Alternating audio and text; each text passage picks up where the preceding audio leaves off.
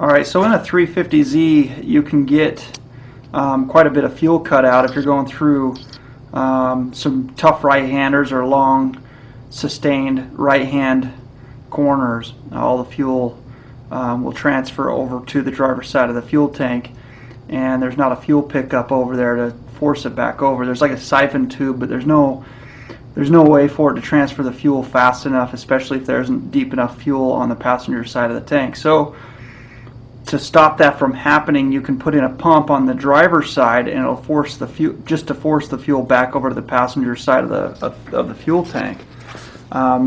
Even though this would kind of just drop in, it won't plug in, and the fuel sending unit won't work properly.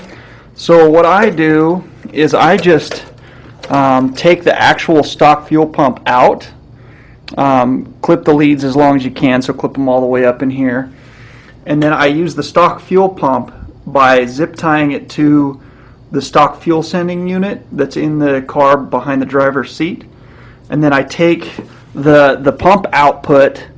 The pump faces down into the tank so it sucks up fuel, and the pump output goes back down to the siphon tube that pushes fuel into the catch can right here.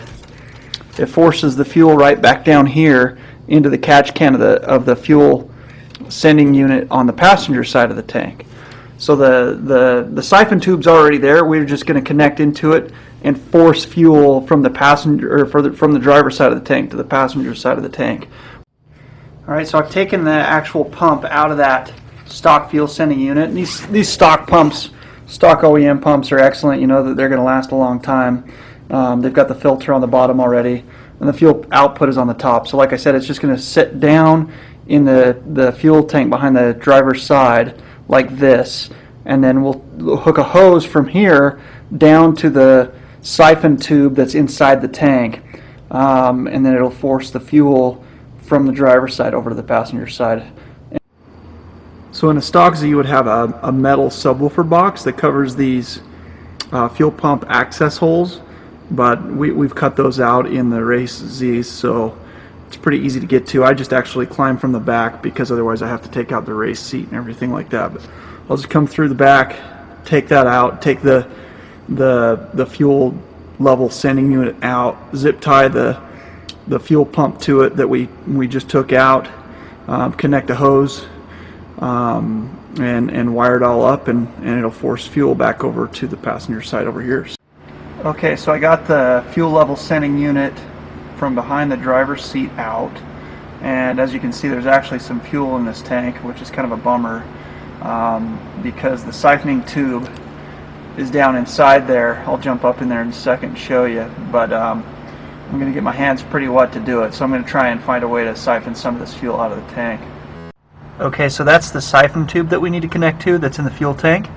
So you can just push the tube down and bend that clip off, and then you're able to lift up that siphon tube a little bit, and then just clamp on a hose that is going to connect to the fuel pump, so that the pump is pulling fuel from this tank and shoving it into that siphon tube over to the other side. So I bent that siphon tube up, put the hose on it. You can push that hose down a good 1.5 inches. The further the better. Then clamp it down so it doesn't come off, so you don't ever have to do this again. Okay, so here is the stock fuel sending unit from behind the driver's seat. Here is that fuel pump, and then here is it's basically a wire grommet, so that the wire can go through here without leaking. Okay, so I drilled a hole just the right size for that plastic grommet to fit through and kind of thread itself in through the plastic. And then it also has a nut that goes on the bottom, and then you tighten that nut up there, and I tighten the lines coming through. So that's going to be an airtight seal, so no fuel is going to be able to transfer from the tank and leak out. Okay, there's kind of the finished product.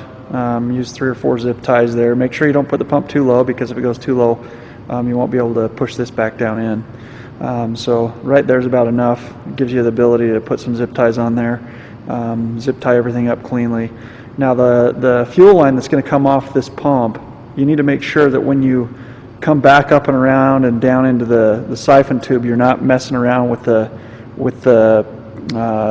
level unit. If it ends up getting tangled up in there, you're not going to have the proper fuel reading on your instrument cluster. Alright, so here's the final product installed. Alright, so the install is complete. Hooked it up through a relay with a line that comes up to our dash. Here's our dash switch. You can hear the fuel pump kick on, so we know it's working. And that's pretty much it. Just go through and zip tie some stuff up and tape anything off that might be remaining, and the install's complete.